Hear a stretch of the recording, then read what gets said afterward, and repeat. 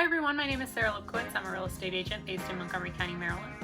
I specialize in both residential and equestrian properties, and today I want to talk about zoning for horse farms in Maryland. Zoning designations do change from time to time, so I won't be giving you a comprehensive list of all the zoning designations and what they mean, but I will tell you how to figure out how a property is zoned, what it means, and what to do if you find out horses aren't allowed on a property. When you're looking to buy a horse farm, it's really important that you don't trust the listing to tell you the zoning of the property. In many cases, it'll be wrong, and most agents don't think to double check it.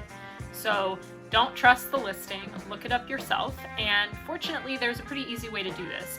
Now, zoning is by county in the state of Maryland, so all you'll need to do is go to Google, type in the county name and zoning map, and most counties will have a pretty easy to use interactive zoning map where you can just type in the property address and figure out the zoning. A few counties are a little bit more archaic, but you should still be able to figure it out online pretty easily. The next thing you'll need to do is go back to Google and type in the county name and zoning ordinance. Each county will have its own zoning ordinance with its own definitions of each zoning designation.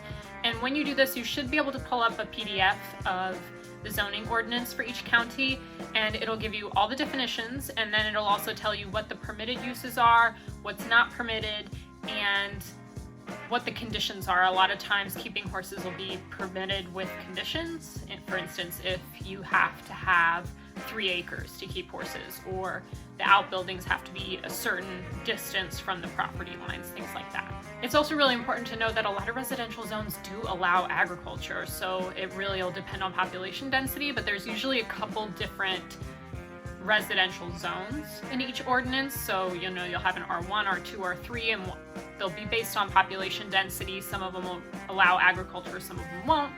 So it should be pretty easy to figure out online what's allowed, what's not, and if you're in doubt, just call the county. Another question farm buyers frequently have is, what if horses aren't allowed on the property? I see this a lot from farm buyers who've been looking for months and months and months, and they find something that is seemingly perfect and then realize, oh, it's 2.8 acres instead of 3 acres, and the county requires that we have 3 acres, but the house is perfect and we love it. What do we do? Do you write an offer contingent upon obtaining a variance or special exception? Do you apply for that first, get it, and then write an offer? What are your options?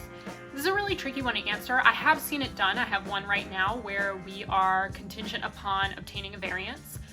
However, it's not the most common thing in residential real estate, which farm transactions do fall under residential real estate, and most sellers are going to be both unwilling and unable to accommodate that. First of all, obtaining a special exception or a variance takes months in many instances, and you're going to need the full cooperation of the seller. They're going to have to sign off on paperwork. They may have to attend the meeting before the board. It's not a simple and straightforward process, and because it's lengthier, most sellers are not going to be able to accommodate that timeline, or they may not be willing to take the property off the market for that long and then risk having the transaction fall through based on a variance.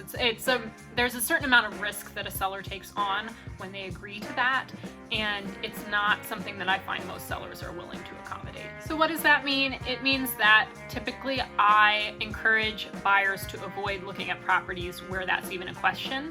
It often ends in disappointment. However, it does occasionally work out, and if that's the path you're choosing to go down, it's really important to know that you stand a better chance at getting a special exception or variance if the property very nearly meets the requirements. So say it's a 2.8 acre property and you have to have 3 in order to keep horses, and you have a very detailed plan. You only plan to keep 1 or 2 horses. You have a waste management plan. You know exactly where the outbuildings are going to go. Things like that will help you get the exception. The last thing that I want to impress upon you today is not to trust the listing to tell you whether or not horses are allowed on the property. Now, I touched on this a little bit earlier in terms of not trusting the listing to tell you the zoning, but if the listing has pictures of horses and barns and pastures and you go and see it and it's clearly an established horse farm and the owners tell you, oh, we have a special exception or a variance, or use the words, it's grandfathered in, don't trust that. Don't take it at face value. Check with the county, do your homework, because variances, special exceptions, things like that tend to go with the owner, not with the land. So in most cases, you will have to reapply for your own variance, and it doesn't necessarily mean that you'll get it. Thank you for watching. Again, my name is Sarah Lipkowitz. I'm a real estate agent based in Montgomery County, Maryland. I specialize in both residential and equestrian properties in Maryland and Virginia.